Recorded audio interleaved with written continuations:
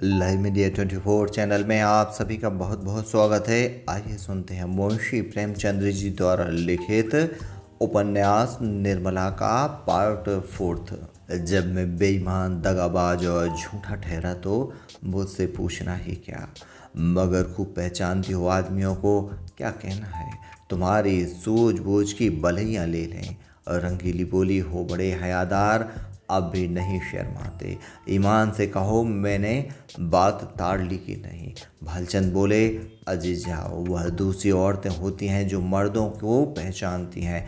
अब तक मैं यही समझता था कि औरतों की दृष्टि बड़ी सूक्ष्म होती है, पर आज यह विश्वास उठ गया और महात्माओं ने औरतों के विषय में जो तत्व की बातें कही हैं उनको मानना पड़ा।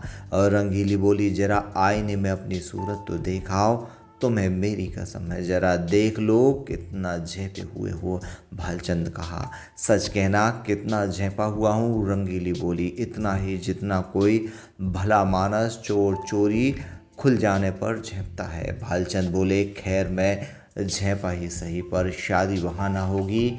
और रंगीली ने कहा, मेरी बला से जहाँ चाहो करो, क्यों भुवन में एक बार क्यों नहीं पूछ लेते। भालचंद ने कहा, अच्छी बात है, उसी पर फैसला रहा। रंगीली ने कहा, जरा भी इशारा न करना। भालचंद ने कहा, अजी मैं उसकी तरफ ताकूंगा भी नहीं। संयोग से ठीक उसी वक्त भुवन मोहन भी आ पहुंचा।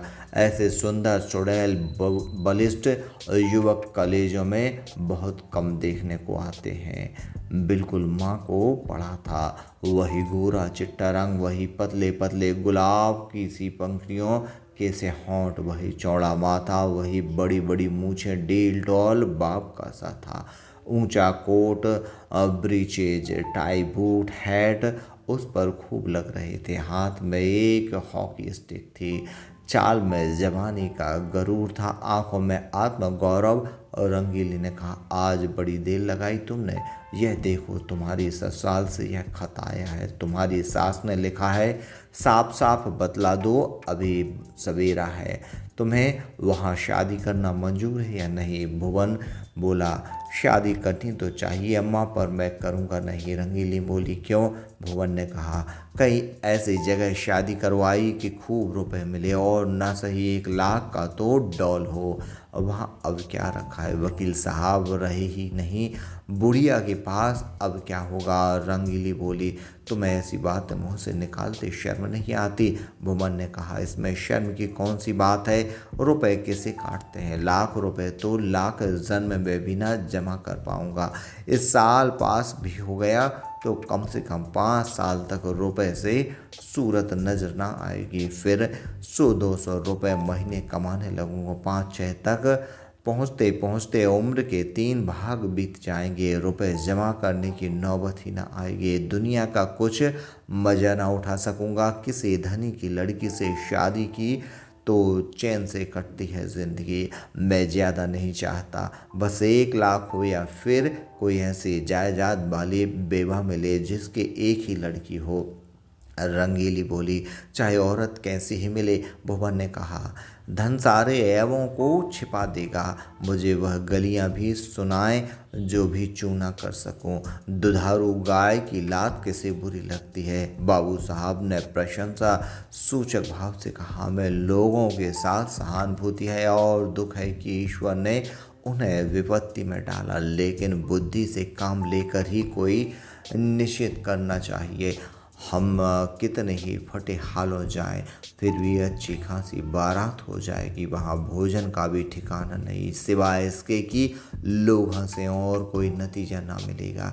रंगीली बोली, तुम बाप पूत दोनों एक ही थैली के चट्टे बट्टे हो, दोनों उस गरीब लड़की के गले पर छुरी फेरना चाहती हो। भुवन ने कहा, जो गरीब है उसे गरीबों की ही के यहाँ संबंध करना चाहिए, अपनी हैसियत से बढ़कर नहीं। रंगीली ने कहा, चुप भी रहे। आया है यहाँ वहाँ से हैसियत लेकर।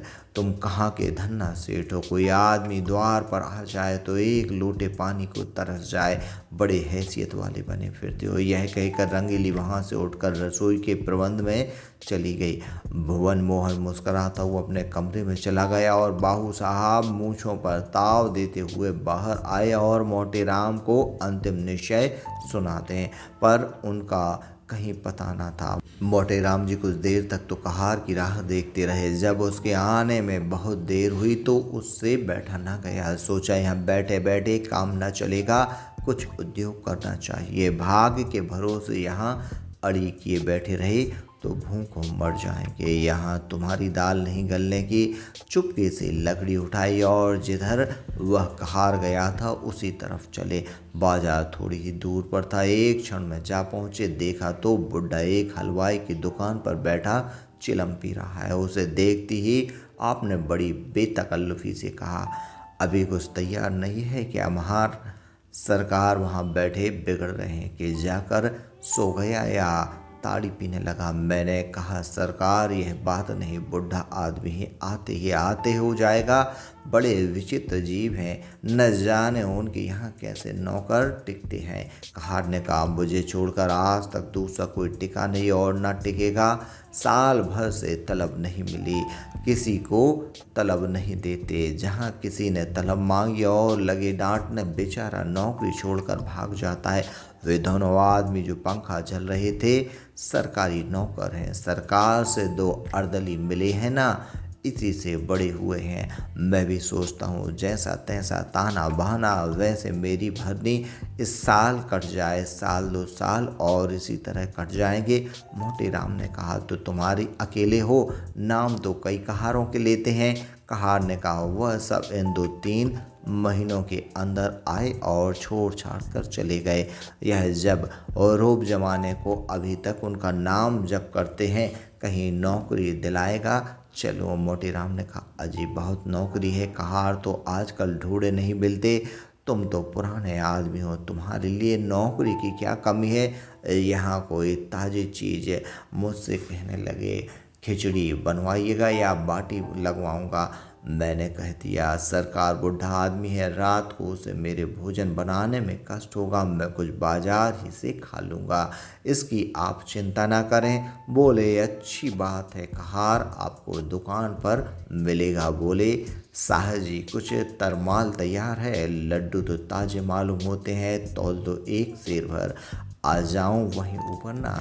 यह कहकर मोटे राम जी हलवाई की दुकान पर जा बैठे और तलमाल चखने लगे। खूब छक कर खाया, 2.5-3 सेर चट कर गए। खाते जाते थे और हलवाई की तारीफ करते जाते थे। शाही तुम्हारी दुकान का जैसा नाम सुना था वैसा ही माल भी पाया है। बनारस वाले ऐसे रसगुल्ले नहीं बना पाते, कलाकंद अच्छी बनाते हैं पर तुम्हारी उससे बुरी नहीं।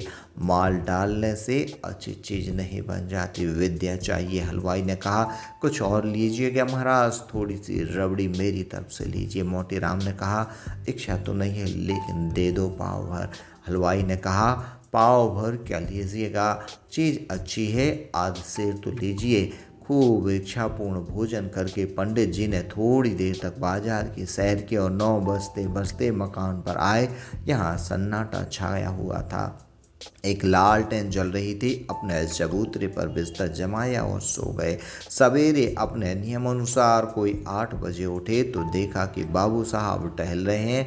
उन्हें जगह देखकर वह पागलपन कर बोला महाराज आज रात कहाँ चले गए थे? मैं बड़ी रात तक आपकी राह देखता रहा, भोजन का सब सामान बड़ी देर तक रखा रहा, जब आज ना आए तो रखवा दिया गया। आपने कुछ भोजन किया नहीं?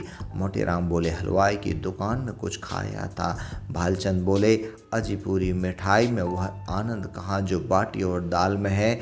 10-12 आने खर्च हो गए होंगे, फिर भी पेट न भरा होगा। आप मेरे मेहमान हैं, जितने पैसे लगे हों ले लीजिएगा। मोटे राम ने कहा आप ही की हलवाई की दुकान पर खाया था, वह जो नुक्कड़ पर बैठता है। भालचंद ने कहा कितने पैसे देने पड़े? मोटे राम ने कहा, आपके हिसाब में लिखवा दिए। भालचंद ने कहा, जितनी मिठाइयाँ ली हों मुझे बता दीजिए, नहीं तो पीछे से बेईमानी करने लगेगा। एक ही ठग है, मोटे राम ने कहा। कोई 2.5 सेर मिठाई थी और आधा सेर रबड़ी। बाबू साहब ने विस्फारित नेत्रों से पंडित जी की ओर देखा, मानो कोई अचंभे की बात सुनी हो। 3 सेर तो कभी यह महीने भर का टोटल भी ना होता था, और यह महाशय एक ही बार में कोई 4 रुपए का माल उड़ा गए। अगर एक आध दिन और रह गए तो यह बैठ जाएंगे। पेट है या शैतान की कब्र, 3 शेर कुछ ठिकाना है। उद्विग्न दशा में दौड़े हुए अंदर गए और रंगीली से बोले, कुछ सुनती हो? यह महाशय कल 3 शेर मिठाई उड़ा गए। 3 शेर पक्की तौल। और रंगीली बाई ने विस्मित होकर कहा, अजी नहीं, 3 शेर भला क्या खा पाएंगे? आदमी है बैल। बालचंद ने कहा, 3 शेर तो अपने मुंह से कह रहा है, 4 शेर से कम ना होगा, पक्की तौल है। रंगीली ने कहा, पेट में सनीचर है क्या? बालचंद ने कहा, आज और रह गया तो 6 शेर पर हाथ करेगा। रंगीली ने कहा, तो आज रहे ही क्यों? खत का जवाब देना ही और विदा करो। अगर रहे तो साफ कह देना कि हमारे यहाँ मिठाई मुफ्त नहीं आती। खिचड़ी बनाना हो बनावे, नहीं तो अपनी राह ले ले। जिन्हें ऐसे पेटुओं को खिलाने से मुक्ति मिलती हो वे खिलाएं, हमें ऐसी मुक्ति न चाहिए। मगर पंडित विदा होने को तैयार बैठे थे, इसलिए बाबू साहब को कौशल से काम लेने की ज़रूरत ना पड़ी। पूछा, क्या तैयारी कर दी महाराज? मोटे राम ने कहा, हाँ सरकार, अब चलूँगा, 9 बजे की गाड़ी मिलेगी ना? भालचंद ने कहा, भला आज तो और रहिए। यह कहते कहते बाबूजी को भय हुआ कि कहीं यह महाराज सचमुच ना रह जाएं, इसलिए वाक्य को यूँ पूछ लिया, हाँ वहाँ भी लोग आपका इंतजार कर रहे होंगे? मोटे राम ने कहा, 1-2 दिन की तो कोई बात ना थी, और विचार भी यही था कि त्रिवेणी का स्नान करूँगा, पर बुरा ना मानिए तो कहूँ, आप लोगों में ब्राह्मणों के प्रति लेश मात्र भी श्रद्धा नहीं है। हमारे जजमान हैं जो हमारा मुँह जोते रहते हैं कि पंडित जी कोई आज्ञा दें तो उसका पालन करें। हम उनके द्वार पहुंच जाते हैं तो वे अपना धन्य भाग समझते हैं और सारा घर छोटे से बड़े तक हमारी सेवा सत्कार में मग्न हो जाते हैं। जहाँ अपना आदर नहीं वहाँ एक क्षण भी ठहरना असहनीय है। जहाँ ब्राह्मण का आदर नहीं वहाँ कल्याण नहीं हो सकता। भालचंद ने कहा, महाराज हमसे तो ऐसा अपराध नहीं हुआ। मोटे राम ने कहा, अपराध नहीं हुआ और अपराध करते किससे हैं? अभी आप ही ने घर में जाकर कहा कि महाशय 3 सेर मिठाई चट गए, पक्की तौल है। आपने अभी खाने वाले देखे कहाँ हैं? एक बार खिलाएं तो आंखें खुल जाएं। ऐसे ऐसे महान पुरुष पड़े हैं जो